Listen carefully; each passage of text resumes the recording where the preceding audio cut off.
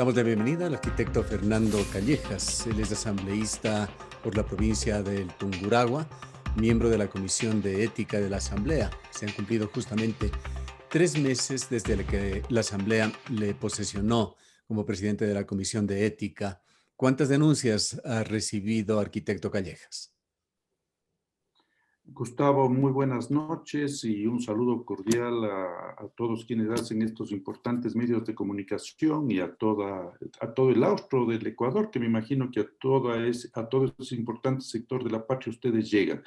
Bueno, sí, se constituyó el Comité de Ética de acuerdo al mandato de la nueva Ley Orgánica de la Legislatura, reformas a la Ley Orgánica de la Legislatura que entraron a regir desde noviembre y el Comité de Ética ha tenido 3 reuniones, estamos prestos a actuar de acuerdo a nuestra obligación y nuestro mandato legal, pero no se ha presentado ninguna denuncia y yo he señalado, no sé si decir felizmente o lamentablemente, no se ha presentado ninguna denuncia y nosotros tenemos que actuar el rato que se presente una denuncia, que ésta sea conocida por el presidente de la Asamblea, sea tramitada en el CAL y pase al comité. Claro que Ahora, este sorprende un proceso se podría decir que tanto. es algo largo, pero en esta Ujú. ley están detenidos. Sí, no iba a decir que existen tiempos muy puntuales para procesar estos tiempos o digamos, para conocer por estas diferentes instancias estas denuncias que eventualmente se puedan presentar. Claro, sorprende un tanto esta situación de que internamente en la Asamblea no se haya tratado ningún tema relacionado con la ética, cuando es de conocimiento público que aproximadamente 60 legisladores mantienen juicios o problemas jurídicos que están en proceso de investigación. Y además, las cifras con respecto a la imagen, a la aceptación del Parlamento, siguen en niveles de un solo dígito, pero aparentemente para los asambleístas o para otros actores externos, pues suponemos también aquí que a la Comisión de Ética pueden acudir también actores externos para presentar alguna querella de tipo legislativo para que el Comité de Ética lo investigue. No, Gustavo, mire, en todo caso, pues yo he de coincidir contigo que es lamentable esta poquísima credibilidad que tiene la Asamblea Nacional. Es lamentable que algunos asambleístas, el señor presidente de la Asamblea ha señalado que 60 asambleístas están inmersos en algún tipo de denuncia que se ha presentado ante la Fiscalía. Pero en el caso del Comité de Ética, solo podemos receptar nosotros denuncias y que tengan que pasar por este conocimiento del presidente de la Asamblea y del CAL, que hayan sido presentadas las denuncias por 2 actores, o un asambleísta con el respaldo de 14 firmas de otros asambleístas o de un funcionario de la Asamblea Nacional, y en este caso no necesita ningún respaldo, sino que se presente ante notario público esta denuncia y con reconocimiento de firme en los 2 casos que yo he señalado. Es decir, conocería solamente casos motivados desde la misma Asamblea. Así es, porque yo creo que está bien esto, ¿no? Porque si no entraríamos en una vorágine de denuncias que finalmente no se podrían solventar. Hay otras instancias para que se conozcan denuncias, como aquí ya se ha señalado. Si hay 60 asambleístas, yo no lo puedo confirmar, pero eso ha señalado el propio presidente de la Asamblea, 60 asambleístas que han cometido alguna transgresión legal, pues hay otras instancias. Y la primera instancia para analizar esto es la Fiscalía.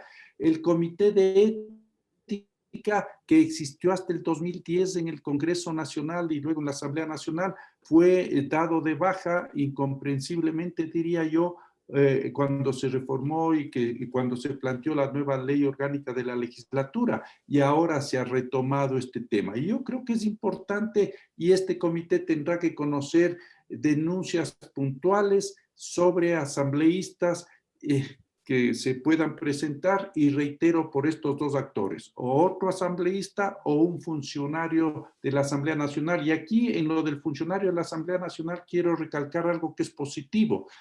este funcionario de la Asamblea Nacional, que eventualmente haya estado sometido a este execrable, reprochable, repudiable delito de tomar y robarse, hay que decir las palabras como son, parte del salario de un colaborador, de un asambleísta, cosa que lamentablemente se ha denunciado también, no perderá su trabajo, porque ese funcionario seguramente estaba cohibido de presentar la denuncia porque pensaba que iba a perder su cargo.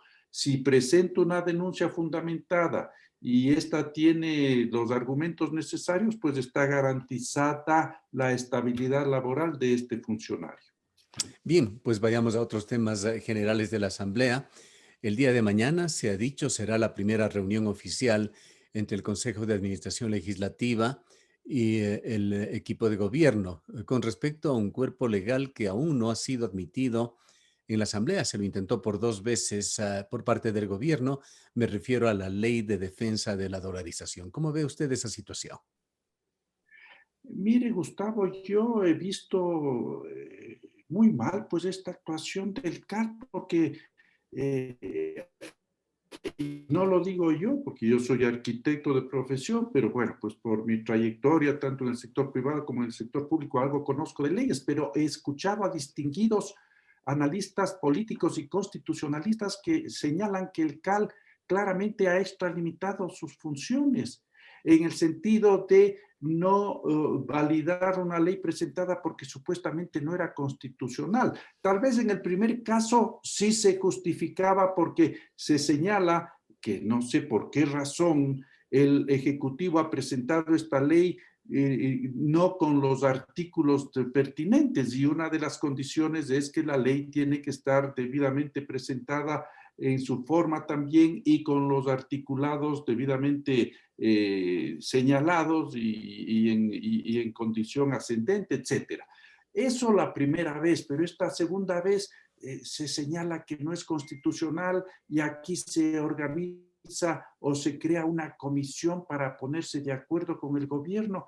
Pero si eso tenía que hacer la comisión a la cual se le debía derivar esta importante ley, Gustavo, porque además yo estoy totalmente a favor de la ley, porque el Banco Central debe ser blindado, no puede convertirse como lamentablemente se convirtió, especialmente en el gobierno anterior, en caja chica de ese gobierno. Se retiraron alrededor de 7.000 millones de dólares que no le pertenecían a ese gobierno, porque ávido de recursos como estaba ese gobierno, luego de feriarse la mayor bonanza económica que ha vivido el país, luego de endeudarnos de manera brutal con todo mundo, se tomaron recursos del Seguro Social y del Banco Central, cosa que no debía haberse cometido. Y ahora tenemos el grave riesgo de que el señor candidato de los revolucionarios ya anuncia que se tomarán también recursos de la Reserva Monetaria, lo que pone en gravísimo riesgo la dolarización.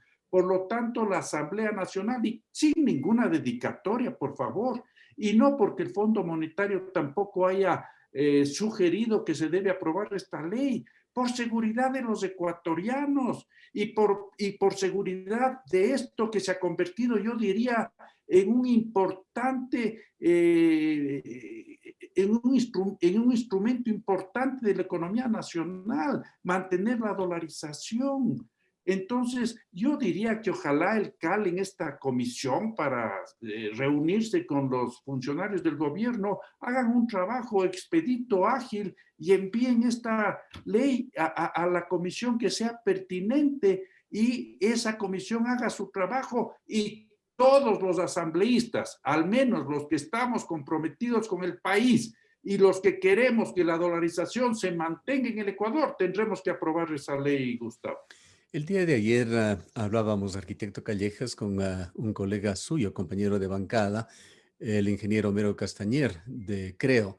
Al preguntarle sobre el mismo tema, él ¿Cómo no? dijo que considera que estas conversaciones, este ciclo de conversaciones que se abren en la Asamblea, en su criterio van a ser una pérdida de tiempo.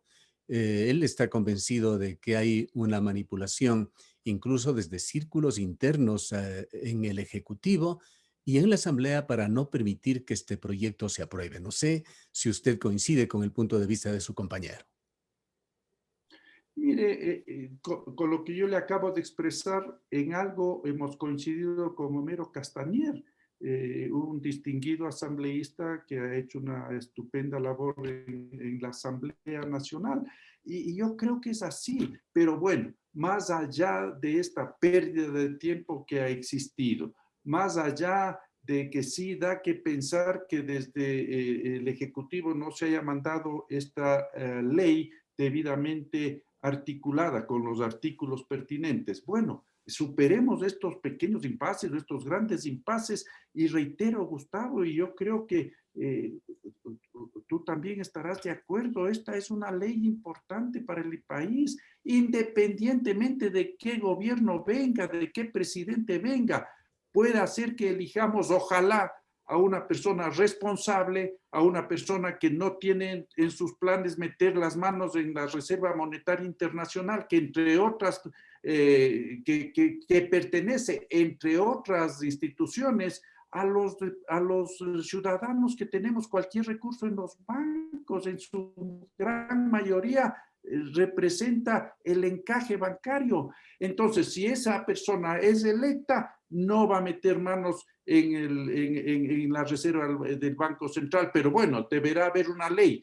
Pero en la posibilidad que ojalá no se dé de que elijamos al señor revolucionario, él ya ha declarado olímpicamente que va, hasta ahora ya menciona que va a tomarse 2.200 millones de dólares de la Reserva Monetaria Internacional. No sé si llega al gobierno y como no hay dinero que alcance y como los revolucionarios lo que menos son es austeros en el uso de los recursos, nos liquidará la Reserva Monetaria del Banco Central en 6 meses y saldremos de la dolarización irremediablemente. Eso no lo podemos Bueno, permitir, claro, Gustavo.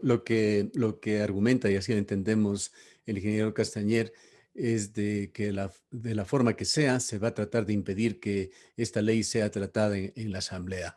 ¿Usted mantiene esperanzas de que efectivamente la ley pase el CAL y pueda eventualmente llegar a la comisión respectiva y al Pleno? Yo creo que así debe ser, Gustavo, porque y yo estoy seguro que en la Asamblea Nacional, más allá de ciertos intereses, especialmente del bloque de revolucionarios, en otros bloques habemos, me incluyo, discúlpeme, pero tengo que incluirme, asambleístas que estamos pensando más allá de nuestros intereses personales y políticos, que en este caso no deben existir, en los intereses del país. Y los intereses del país están en que se mantenga la dolarización, tan simple como eso. Y se ha dicho aquí, se ha argumentado que se pretende privatizar el Banco Central. De ninguna manera, por favor. Esos son cuentos chinos que ponen los señores de la Revolución Ciudadana porque ellos sí quieren que las reservas del Banco Central estén abiertas para meterle mano nuevamente. Y preguntémosle a los señores de la Revolución Ciudadana, al señor candidato revolucionario, ¿cuánto dinero devolvieron de esos 7.000 millones que ya los retiraron, Gustavo?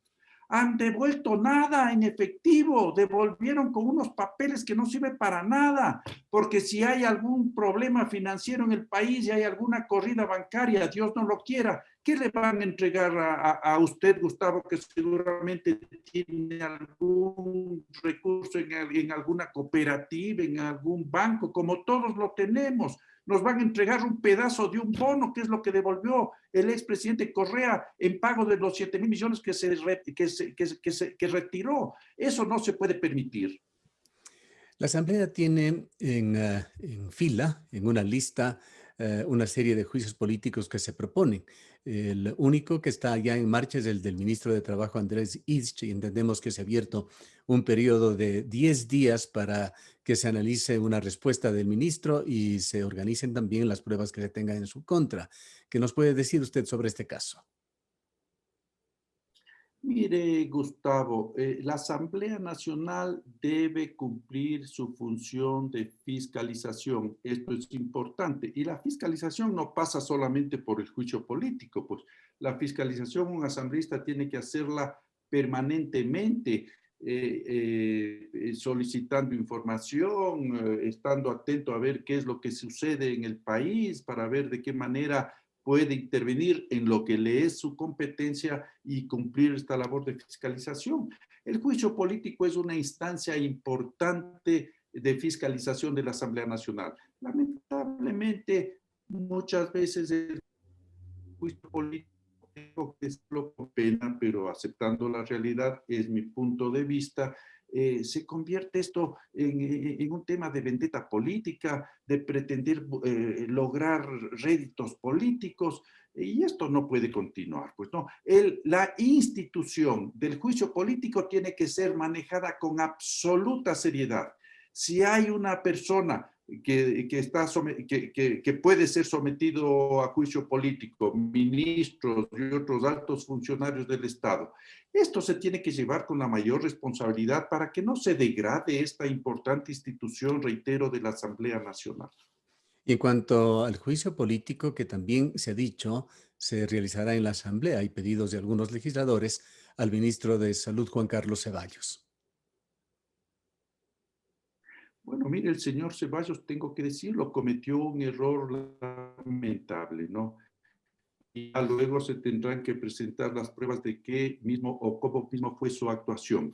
Pero esto de priorizar la vacunación a sus familiares más cercanos, por más que este familiar cercano haya sido su madre, es un error, pues.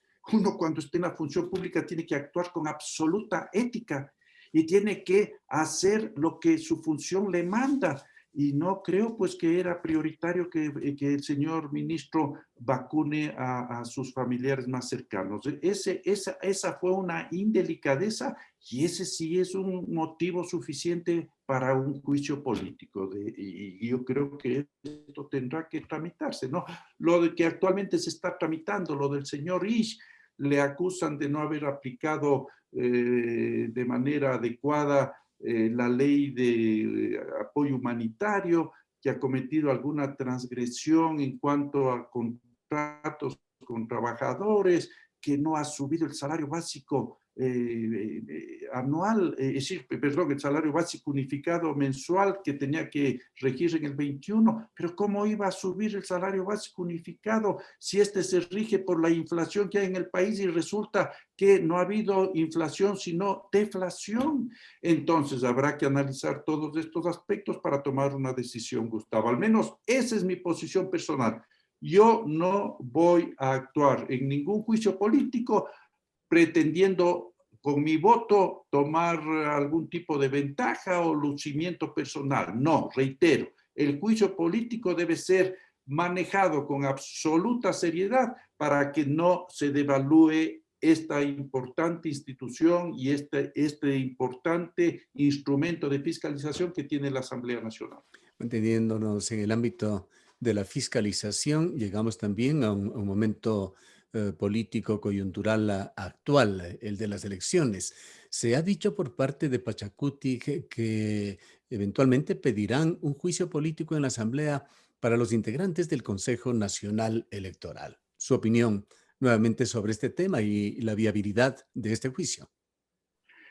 Mire, en todo caso, pues cuando ya estén en funciones los asambleístas de Pachacutic, si creen que tienen razón de un juicio político, tendrán que presentar las pruebas necesarias y tendrán que tener el apoyo del resto de asambleístas. Pero mire usted lo que ha pasado este momento. El señor candidato Pérez de Pachacutic, Yacu Pérez, presenta, tengo entendido que más de 20.000 actas, eso es lo que dijo el señor Pérez, más de 20.000 actas con inconsistencias o que le perjudicaban al señor Pérez y que por eso se había fraguado un fraude. Los señores del Consejo Nacional Electoral entran a conocer estas actas y validan el reclamo de no más de 31 actas, si mal no entiendo. Y lo peor que ha sucedido, el señor Yacu Pérez comete un error gravísimo. tanto en lo político como en lo legal y en lo ético. Se reúne de manera subrepticia con el señor juez Torres, quien obviamente también comete una falta de ética terrible. ¿Y qué es lo que están haciendo si el juez Torres es el que finalmente tendrá que conocer, como ya ha sucedido, que se ha calificado la última instancia a la que tenía derecho el señor Yacu Pérez en su afán o en su derecho legal de presentar impugnaciones del contencioso electoral? Entonces, mire usted, todos estos temas tendrán que analizarse, pues, en un eventual juicio político en la Asamblea Nacional, que yo felizmente ya no voy a estar, porque nunca pensé optar por una reelección. Desde hace más de 8 meses yo dije, yo termino mi mandato, lo terminaré cumpliendo mi labor, ojalá se perciba así, de manera seria, responsable, y ya me reintegro a mi vida privada. Pero en todo caso, el señor Pérez, reitero en lo que había señalado en su momento, y el señor Torres cometen una grave transgresión al comportamiento ético que tenían que tener los dos señores en el tema este de un supuesto fraude electoral. Usted se pertenece al partido, creo. Guillermo Lasso es el potencial candidato para ingresar a la segunda vuelta. ¿Cómo mira usted sus posibilidades? Mire, en todo caso, yo llegué auspiciado por Creo y yo obviamente me mantendré porque yo soy persona que me mantengo en mi posición de ser leal, pues inclusive y solidario con el bloque que me auspició para mi candidatura. Yo estaré hasta el último momento con Creo. El señor Guillermo Lasso, si mal no entiendo, ya ha sido proclamado vencedor y ha llegado en segundo lugar y por lo tanto estará en la segunda vuelta, a menos que el contencioso electoral cambie esto a través de una revisión de las actas. No sé qué vaya a pasar, pero yo creo que Guillermo Lasso tiene gran posibilidad de ganar esta segunda vuelta. ¿Y por qué digo esto? Porque yo pienso que todo ecuatoriano consciente analizará, pues, Gustavo, porque ya tenemos una clara imagen de lo que fue el gobierno revolucionario, pues 10 años. ¿O es que ya nos olvidamos muy fácilmente del dispendio, de la corrupción, del autoritarismo, de la persecución a la prensa libre e independiente, de ciertos asesinatos que nunca se han aclarado? Entonces, todo ciudadano consciente en el Ecuador tendrá que analizar eso, pues, porque el señor Arauz, por más que ahora quiera desmarcarse de su tutor y mentor, el expresidente Correa, no lo podrá pues hacer muy fácilmente. Y entonces tendremos que analizar también las propuestas del señor Arauz. Por más que ahora diga que es amigo y que quiere mantener la dolarización, los hechos dicen lo contrario. Y entonces tendremos que escoger entre esa opción o la opción de Guillermo Lasso, que es una opción de una persona, lo digo porque lo he llegado a conocer en estos últimos años, primeramente absolutamente respetuosa, Gustavo. Jamás en estos 4 años de asambleísta de Creo he recibido una llamada de Guillermo Lasso diciéndome así tienen que votar y punto final. Jamás. Cuando he recibido una llamada ha sido para conversar y para decirme qué te parece, cuál es mi criterio, cuál es el tuyo y por favor vota de acuerdo a tu conciencia. Eso es lo que es Guillermo Lasso. Es un hombre honesto y es una persona que tiene un programa de gobierno para lograr con mucho tiempo enrumbar al Ecuador otra vez por el camino de la seriedad, la honestidad, la recuperación económica, social, etcétera. Y por lo tanto, espero que todos los ecuatorianos haciendo este análisis votemos por Guillermo Lasso. ¿Qué opina finalmente y qué conoce usted, arquitecto Callejas, sobre las declaraciones del señor Guillermo Lasso el día de ayer? Y no las hizo en cualquier sitio, lo hizo ante el cuerpo diplomático acreditado en Ecuador, casi 40 embajadores y representantes de la Organización de Estados Americanos. Guillermo Lasso habló de un golpe de Estado, incluso de injerencia de estados extranjeros o de gobiernos extranjeros en los sucesos que se han dado luego del 7 de febrero, es decir, en los reclamos electorales relacionados con la segunda vuelta electoral.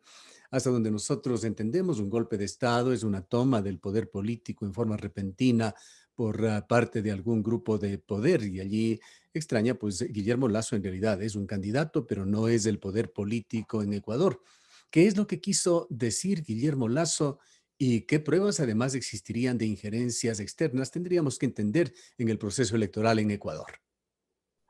A ver, Gustavo, en primer lugar tenemos que decir que la actuación del Consejo Nacional Electoral no ha sido todo lo clara y diáfana que debía haber sido. Se han cometido una serie de errores lamentables que han generado una gran incertidumbre en el país y eventualmente esa gran incertidumbre pudo haber derivado en una interrupción del proceso de elecciones. Yo creo que a eso se refiere Guillermo Lasso.